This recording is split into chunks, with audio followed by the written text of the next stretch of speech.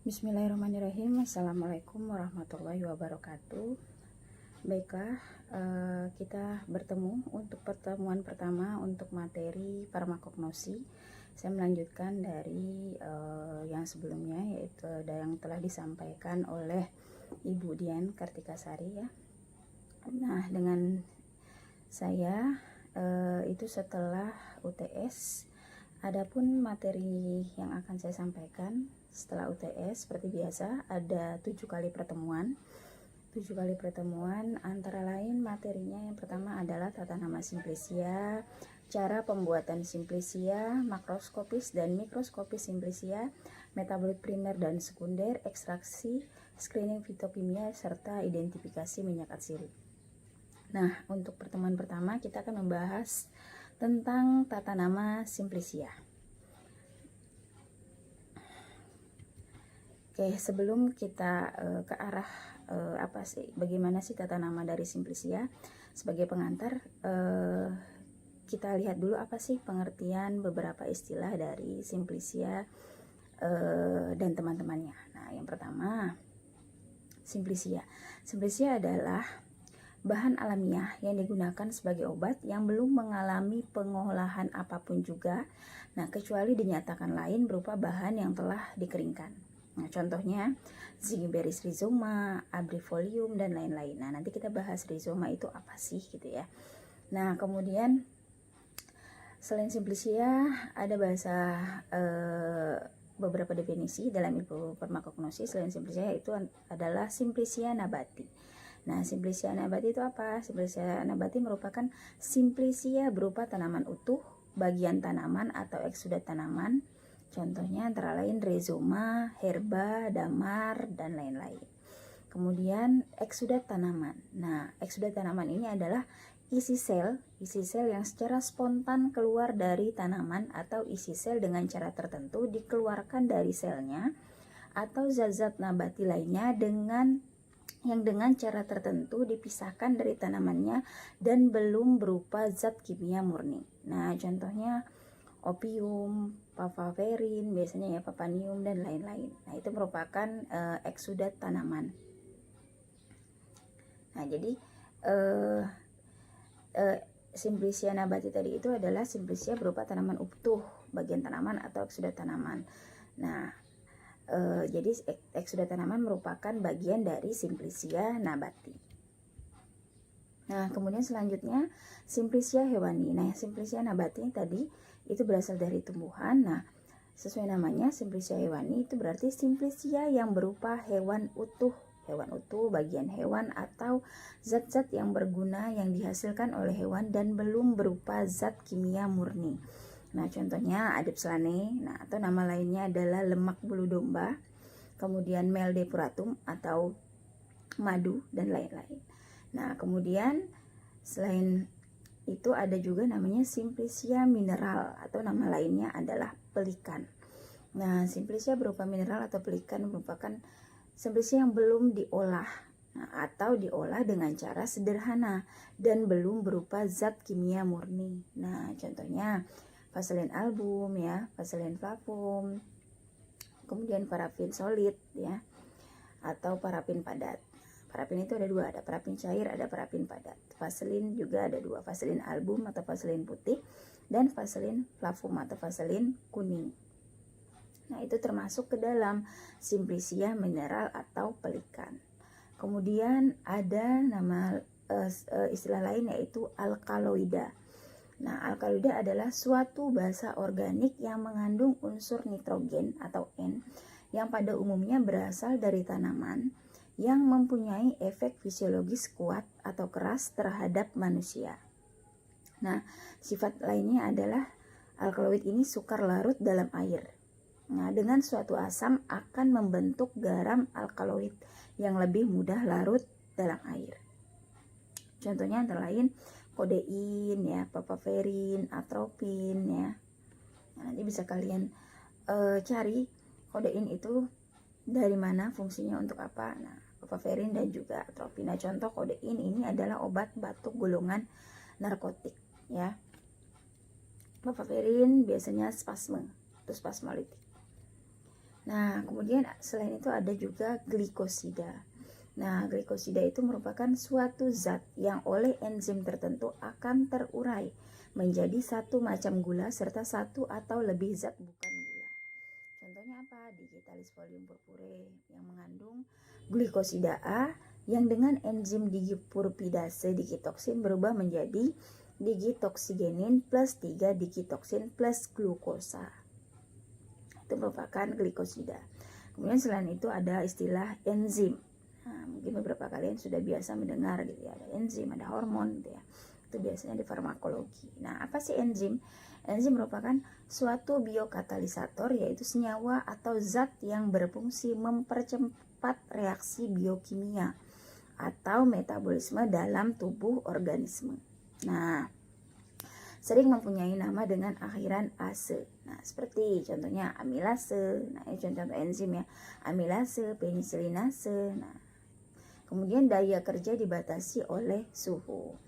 Nah, 0 derajat itu biasanya tidak aktif. Nah, di atas 60 derajat akan rusak. Berarti kisaran antara 0 sampai 60 derajat. Nah, contohnya karika papaya atau pepaya ya yang mengandung enzim papain. Nah, itu salah satu contoh tanaman yang mengandung enzim. Nah, kemudian selain itu ada vitamin. Nah, vitamin itu merupakan suatu zat yang dalam jumlah sedikit sekali diperlukan oleh tubuh manusia untuk membentuk metabolisme tubuh. Nah, tubuh manusia sendiri tidak dapat memproduksi vitamin. Nah, contohnya biasanya Oleum eucharis. Nah, ini adalah lemak atau minyak ikan ya, lemak ikan eucharis yang mengandung vitamin A dan vitamin B. Nah, kemudian tadi ya ada enzim, ada hormon. Nah, apa sih hormon itu? Hormon merupakan suatu zat yang dikeluarkan oleh kelenjar endokrin yang mempengaruhi faal tubuh dan mempengaruhi besar bentuk tubuh. Nah, contoh ada hormon tiroid gitu ya. Nah, kemudian ada bahan organik asing. Nah, ini merupakan beberapa istilah dalam ilmu farmakognosi. Nah, bahan organik asing adalah fragmen bagian atau bagian tanaman asal Simplicia selain bagian tanaman yang disebutkan dalam paparan makroskopis atau bagian sedemikian nilai batasnya disebut monografi. Nah, kemudian hewan atau hewan asing berikut fragmennya: zat yang dikeluarkan hewan, kotoran hewan, batu, tanah, atau zat pengotor lainnya. Nah, itu merupakan bahan organik asing ya. Jadi tidak hanya tanaman, tetapi juga hewan atau hewan asing dan juga kotoran hewan, batu, tanah, atau zat pengotor lainnya. Jadi itu merupakan bahan organik asing. Nah, kemudian selanjutnya kita akan membahas bagian-bagian tanaman obat yang mengandung isi berkhasiat. Nah, jadi tanaman itu kan dalam secara utuh itu ada batang, daun gitu ya, akar. Nah, kita mengetahui dulu bagian-bagian tanaman obat yang mengandung isi zat berkhasiat. Nah, jadi kita mengenal, nah karena tadi tata nama Simplicia, jadi kita mengenal dulu nama bagian-bagian dari tubuh tanaman. Nah, tubuh tanaman nama lainnya adalah kormus. Nah, dibagi 3. Jadi kormus atau tubuh tanaman itu bagi 3, yaitu radix atau akar, kemudian caulis atau batang, serta folius atau folium atau daun. Ya. Jadi bagian tubuh tanaman atau formus ada 3, akar atau caulis, batang, radix atau akar, caulis atau batang, dan folium atau daun. Kemudian ada lagi gema atau kuncup, ya. Kemudian flos atau bunga, fructus atau buah, semen atau biji, tubera atau umbi, rizoma. Nah, tadi ada rizoma ya sebelumnya. Nah, rizoma itu merupakan akar tinggal. Kemudian bulbus itu umbi lapis. Kemudian korteks atau kulit batang. Nah, kulit bagian batang atau buah yang dapat dikelupas. Nah, itu namanya korteks. Nah, herba itu merupakan bagian tumbuhan lunak di atas tanah. Nah, contohnya herba pegagan. Nah, jadi tanaman utuh, nah, atau bagian tanaman lunak di atas tanah. Kemudian pulpa atau daging buah, serta kayu atau lignum. itu merupakan bahasa bagian tanaman yang mengandung zat berkhasiat, nama lain dari bagian-bagian tanaman. Nah, kemudian kita lanjut ke ejaan Latin. Apa sih ejaan Latin ya? Jadi, meskipun alfabet Latin sama dengan alfabet yang dipergunakan dalam bahasa Indonesia, tetapi dengan ejaan yang disempurnakan pada bahasa Indonesia, maka terdapat perbedaan cara pengucapan dari beberapa huruf dan rangkaian huruf. Nah, cara pembacaan huruf-huruf atau rangkaian-rangkaian huruf Latin yang dimaksud dapat kita lihat pada contoh-contoh berikut ini. Nah, ini merupakan cara-cara membaca bahasa Latin, nah, baik tanaman maupun hewan. Nah, contoh huruf atau rangkaian huruf AE. Nah, AE itu kita dibaca dengan E. Jadi kalau contohnya galangi, nah bukan dibaca galangai, tetapi harusnya dibaca adalah galangi, karena AE dibaca E. Nah, jadi misal kalian menyusun taksonomi tanaman gitu ya, kalian mendeskripsikan, kalian baca ada galangi, ada tulisan galangai, jangan kalian baca galangai tapi galangi, jadi AE dibaca E. Kemudian contohnya ada lobelie, nah bukan lobeliae tetapi lobelie. Nah, kemudian huruf C dibaca K jika diikuti huruf A, O, U atau huruf mati. Nah, contohnya kakao, bukan cacao, nah tetapi kakao. Kemudian ada cola, kurkuma, nah, fruktus. Nah, jadi C dibaca K jika diikuti huruf A, O, U atau huruf mati. Nah, kemudian C dibaca S jika diikuti huruf E, I, Y. Nah, misalnya ada tulisan cera, kalian bisa melihat cera alba, cera apa? Nah, itu bukan cera tetapi sera. C dibaca S jika diikuti huruf E, I, Y. Jadi ada sera, kemudian citri, ada oleum citri ya, minyak jeruk. Nah, oleum citri, kemudian glisirisa, bukan glisiriza tapi glisirisa. Nah, kemudian CC dibaca KK jika diikuti huruf A, O, U. Nah, jadi contohnya sukus ya, kemudian CC bisa dibaca KS jika diikuti huruf E, I, Y. Jadi coccinella tulisannya dibaca coccinella. Nah, kemudian CH dibaca KH jika diikuti huruf hidup. Nah, tulisannya cincona dibaca cincona. Nah, kemudian CH dibaca H jika diikuti huruf mati. Contohnya strihni, bukan strikni tetapi strihni, gitu ya. Kemudian huruf EAE dibaca E. Nah, misal ada Dioscoreae. Nah, bukan harusnya kalian baca Dioscoreae tetapi Dios. Nah, Dioscore ya. Jadi AE juga dibaca E, EAE juga dibaca E, gitu ya. Kemudian EU dibaca E plus U. Misalnya oleum cetaceum. Nah, kalian bacalah oleum cetaceum, gitu ya. Kemudian FF tetap dibaca F. Nah, contohnya parafinum, bukan double tetapi parafinum. Kemudian IE dibaca I plus Y. Nah, contohnya IE coris ya. Ini ada oleum eucharis, bacalah oleum IE coris. Kemudian J dibaca Y, misalnya kaju putih, nah, harusnya dibaca kayu putih. Kemudian LL dibaca L, nah L double dibaca L. Vanilla, jangan baca vanilla tetapi vanilla. MM dibaca M, contohnya gumi ihtamolum. Nah, dibaca gumi ihtamolum. Jadi M double-nya dibaca cukup M1 saja. Kemudian NH dibaca N, contohnya IPK Kuanhe. Nah, tadi ya, jangan Hae tetapi IPK Kuane. IPK Kuane. Jadi hanya hilang. IPK Kuane. Kemudian OE dibaca EU. Nah, jadi ada tulisan Voiniculi, tapi harusnya kalian baca Feuniculi.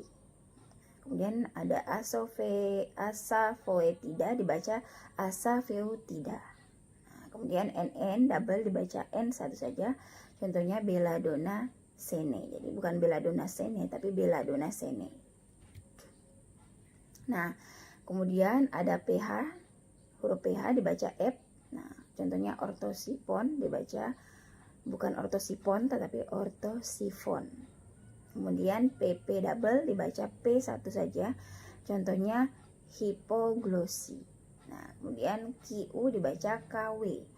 Jadi ada tulisan quercus tetapi dibaca quercus. Kemudian RH dibaca R. Contohnya rhizoma dibaca bukan rei dibacanya tetapi rhizoma. Jadi RH dibaca R. Jadi rhizoma. Kemudian RR double dibaca R saja, contohnya Mira, dibaca Mira. Kemudian SH dibaca SY. Nah, ini contohnya Shore Pursiana. Shore Pursiana cara membacanya ya. Kemudian SS double dibaca S saja, contohnya Kasia. Nah, dibaca Kasia. Kemudian TH dibaca T. Nah, menta. Bacanya tidak menta tetapi menta. Kemudian tiae dibaca sie. Jadi contohnya ini liquirisi. Nah, liquirisi ya gitu ya. Nah, kemudian ada X dibaca KS. Nah, jika tertera pada tengah atau pada akhir kata. Nah, contohnya pix. Nah, diucapkan PX gitu ya. Nah, kemudian X dibaca S jika pada permulaan kata. Contohnya Santorisa. Kemudian Y dibaca I jika didahului dan atau diikuti oleh huruf mati. Jadi contohnya Hydrastis. Kemudian ada Maidis. Kemudian Y jika diapit oleh dua huruf hidup dibaca papaya. Nah, oke, ini merupakan cara pembacaan dari ejaan Latin. Nah, kemudian kita masuk ke tata nama Simplicia. Nah, tadi sebelumnya sudah ya disampaikan tata nama Simplicia. Ini merupakan contoh nama Indonesia dan nama Simplicianya. Contohnya akar, itu nama Simplicianya ada radix, umbi lapis. Nama Simplicianya bulbus, rimpang. Nama Simplicianya rhizoma. Kulit kayu nama simplicianya cortex. Kayu nama simplicianya adalah lignum. Batang itu caulis. Bunga itu flos. Buah itu fructus. Biji itu semen. Daun itu folium. Dan seluruh bagian tumbuhan itu namanya herba. Nah, kemudian kita masuk ke sistematika tanaman obat. Nah, tata nama Latin tanaman itu terdiri dari yang pertama menggunakan nama Latin. Terdiri dari dua kata. Kata pertama menunjukkan genus dan kata kedua menunjukkan petunjuk spesies. Kemudian huruf pertama diawali oleh huruf kapital dan huruf kedua diawali oleh huruf kecil. Kemudian dicetak miring atau diberi garis bawah. Kemudian diikuti dengan singkatan nama ahli botani. Contoh Origia sativa L.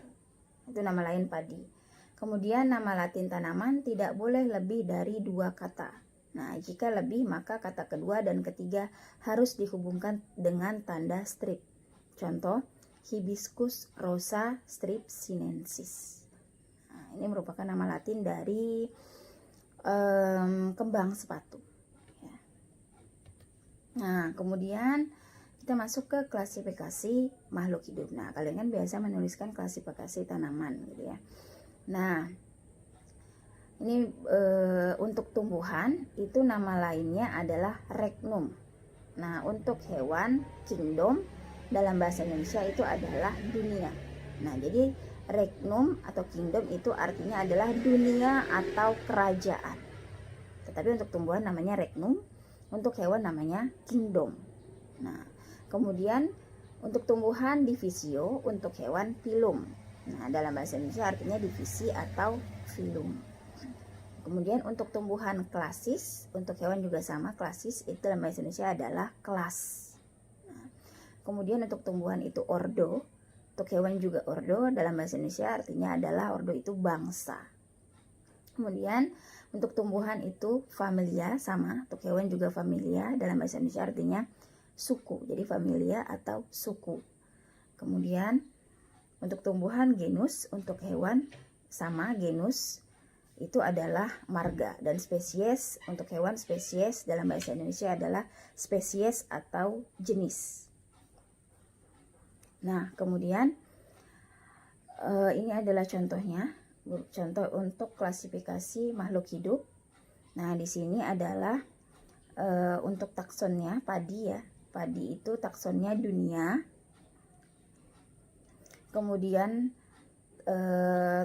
termasuk tumbuhan. Kemudian contoh untuk hewan ini adalah harimau India. Nah, jadi yang pertamanya kita contohkan padi. Dunianya merupakan tumbuhan. Divisi atau filumnya Spermatophyta, kelas Monocotyle, bangsa Poales, suku Poaceae, marga Oryza, spesiesnya adalah Oryza sativa. Nah, kemudian contoh untuk harimau India, di sini dunianya hewan, divisinya adalah Chordata, kelas Mamalia, bangsa Karnivora, suku Felidae, marga Felis, spesies Felis tigris. Nah, kemudian contoh untuk amoeba, dunia Protista, divisi Protozoa, kelas Sarcodina, bangsa Amobina, suku Amoebidae, marga amoeba, spesies adalah Amoeba proteus. Nah, ini merupakan beberapa contoh dari tanaman, hewan maupun dari amoeba, taksonomi dari tanaman. Nanti saya berikan tugas, kalian sudah bisa memberikan cara mengklasifikasikan makhluk hidup, gitu ya. Oke, selanjutnya kita contoh untuk tata nama Simplicia. Di sini dalam ketentuan untuk Farmakope Indonesia, nama Simplicia nabati ditulis dengan menggunakan atau dengan menyebutkan nama genus atau spesies nama tanaman, diikuti nama bagian tanaman yang digunakan. Nah, ketentuan tersebut tidak berlaku untuk Simplicia nabati yang diperoleh dari beberapa macam tanaman dan eksudat nabati. Nah, contoh di sini genus plus nama bagian tanaman. Contoh ada Cinchona cortex. Nah, nama latinnya adalah Cinchona suchirubra. Nah, tetapi nama Simplicianya adalah Cinchona cortex. Jadi kulit batang Cinchona. Nah, kemudian ada Digitalis folium atau daun digitalis. Nama latinnya adalah atau nama spesiesnya adalah Digitalis lanata. Nah, jadi nama Simplicianya adalah Digitalis folium. Nah, berarti yang mengandung zat berkhasiatnya adalah daun digitalisnya. Kemudian ada Thymi herba. Nah, nama spesiesnya adalah Thymus vulgaris. Kemudian ada Zingiberis rhizoma. Nama spesiesnya adalah Zygiber officinale.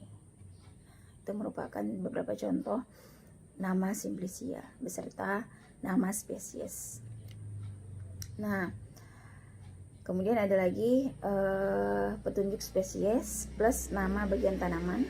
Contohnya Belladonna herba, nama spesiesnya Atropa belladonna.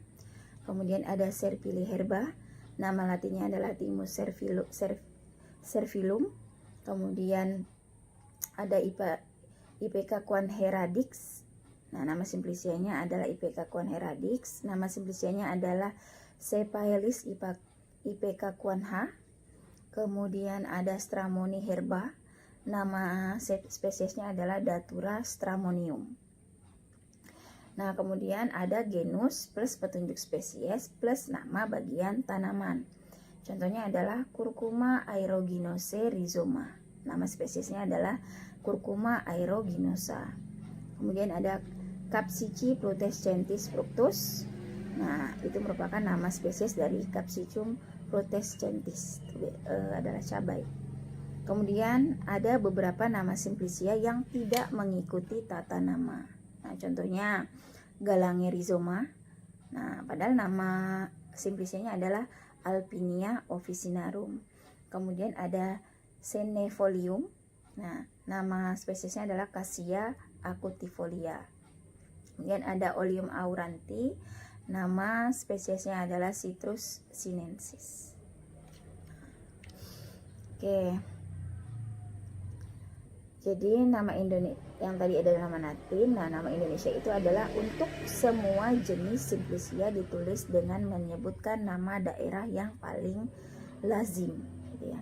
Bagian yang digunakan disebut sebelum nama simplicia tersebut atau di depan biasanya. Nah, simplicia yang lain itu contohnya antara lain ada ekstrak, jadi misalnya ekstrak belladonna. Nah, itu bisa juga menggunakan bahasa Indonesia. Kemudian getah, damar. Nah, malam ada juga malam itu nama lainnya adalah sera. Nah, bisa juga ditulis malam putih gitu ya. Jadi selain sera alba, nama simplicianya, nama Indonesianya adalah malam putih. Nah, misalnya nama simplicianya sera flava, nama Indonesianya adalah malam kuning. Nah, kemudian ada amilum dan ada oleum atau minyak. Nah, ini juga ada beberapa contoh nama Indonesia beserta nama ilmiah. Melinjo, nama ilmiahnya itu adalah Gnetum gnemon. Kelapa sawit, nama ilmiahnya ada Elais guineensis. Padi, nama ilmiahnya adalah Oryza sativa. Jagung itu Zea mais. Ketela pohon itu Manihot utilissima. Cacing tanah adalah Lumbricus terrestris. Penyu itu Selonia midas. Komodo itu Varanus komodoensis. Nah, ini beberapa contoh nama Indonesia beserta nama ilmiah. Nah, ini ada beberapa contoh tata nama simplicia beserta gambarnya gitu ya. Nah, nama Latin ada Curcuma santoriza. Nah, bagian yang digunakan itu adalah bagian rimpang. Curcuma itu adalah rimpang. Kemudian nama Indonesianya adalah rimpang temulawak. Nah, nama simplicianya Curcuma rhizoma. Jadi bedakan ya antara nama Latin, nama spesies, nama Indonesia, dan juga nama simplicia.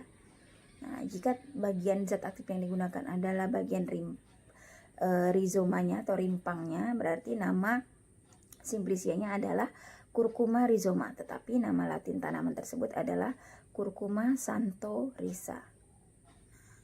Nanti tugasnya kalian tuliskan beberapa contoh tanaman, mulai dari klasifikasi, nama Latin, nama Indonesia, beserta juga nama simplicia dan bagian tanaman yang digunakan, gitu ya. Nah, kemudian ada lagi contoh Cinchona sucirubra. Nah, bagian yang digunakan kulit kayu. Nama Indonesianya kulit kayu kina, nama simplicianya Cinecortex. Nah, karena bagian yang digunakan adalah kulit kayu. Nah, nama Latin dari kulit kayu adalah cortex. Jadi makanya nama simplicianya Cinecortex, gitu ya. Nah, kemudian ada Caesalpinia savan. Caesalpinia savan ya, jadi PP baca P1 saja, savan. Kemudian bagian yang digunakan adalah kayu. Nama Indonesianya adalah kayu secang. Nama simplicianya adalah Sapan lignum. Nah, karena kayu itu nama Latinnya ada lignum, makanya nama simplicianya adalah Sapan lignum, gitu ya. Nah, kemudian ada nama Latin Areca catechu. Nah, ini merupakan bagian yang digunakan adalah biji. Nama Indonesianya adalah biji pinang. Nama simplicianya Arece semen. Karena biji nama Latinnya adalah semen. Makanya nama simplicianya Arece semen, gitu ya. Nah, kemudian ada lagi Orthosipon stamineus. Nah, ini kumis kucing ya. Mungkin biasa kalian lihat tanaman ini biasanya fungsinya sebagai diuretik. Nah, nanti berarti saya tambahkan juga tugasnya beserta fungsi dari tanaman yang digunakan. Nah, bagian yang digunakan adalah daun. Nama Indonesianya daun kumis kucing. Nama simplicianya Orthoponis folium. Nah, ini beberapa contoh nama Latin tanaman Indonesia, bagian yang digunakan, serta nama Latin dari Simplicia tersebut. Nah, nanti tugasnya kalian bentuk buat tabel, mulai dari nama Latin Indonesia, bagian yang digunakan, Latin Simplicia, beserta fungsi, nah, beserta klasifikasi. Nah, nama Latin tanaman Indonesia ada Abrus precatorius. Nah, nama Latinnya Abrus precatorius. Nama Indonesianya daun saga, bagian yang digunakan daun. Latin simplicianya abrifolium. Karena folium itu adalah daun gitu ya. Kemudian ada nama Latin Curcuma domestica, itu merupakan rimpang kunyit, bagian yang digunakan rimpang. Nama Latinnya adalah Curcume domestique rhizoma. Kemudian ada Cinchona succirubra, itu merupakan kulit kina, bagian yang digunakan adalah kulit batang. Nama Latin simplicianya adalah Cinchona cortex. Kemudian ada Piper nigrum, itu merupakan lada hitam, bagian yang digunakan biji. Nama Latin simplicianya adalah Piperis nigrisemen. Jadi biji lada hitam, yaitu Piperis nigrisemen.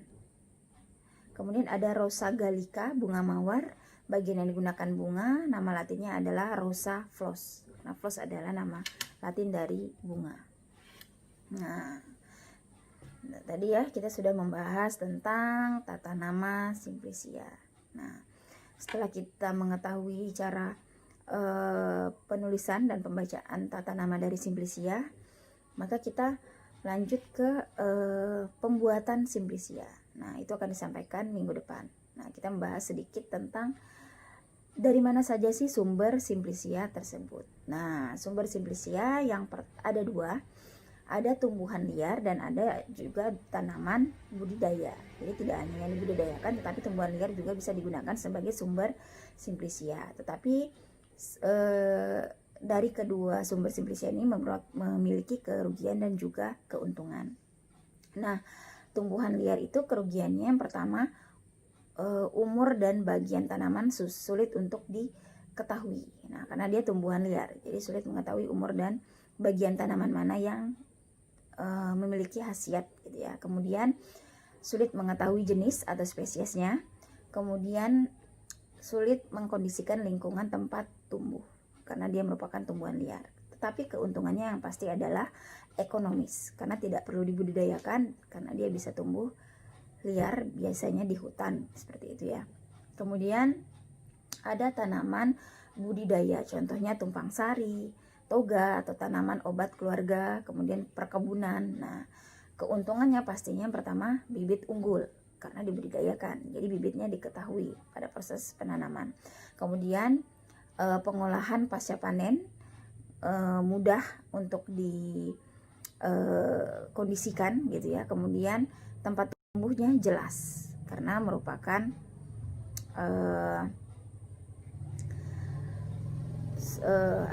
tanaman budidaya.